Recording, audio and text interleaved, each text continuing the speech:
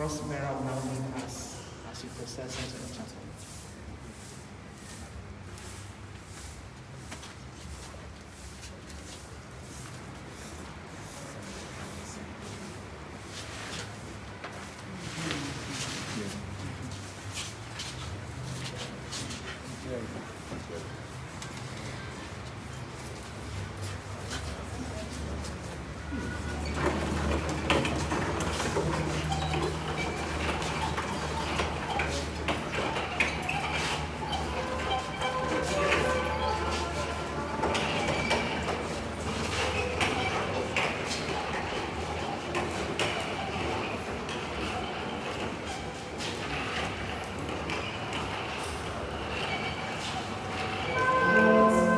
Study please rise as we give our Father in the church.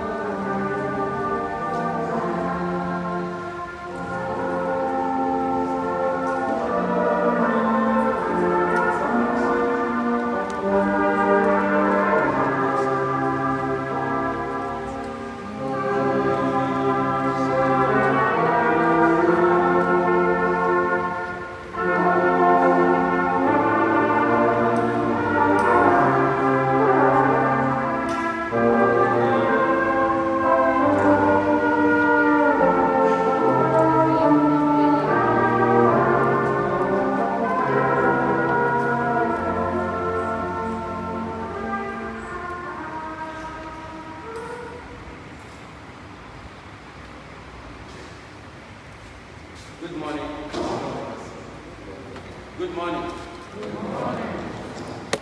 So once again, we are welcome to the funeral celebration of our mother, our grandmother, our friend, our church member, Lady Sophia. We will now start the reading of the tributes. Then we will have the final fast, and then the mass will start at 8:30. Those who are to read the various tributes must get themselves ready. So we now start by taking the tribute from children. Tributes from children. Thank you.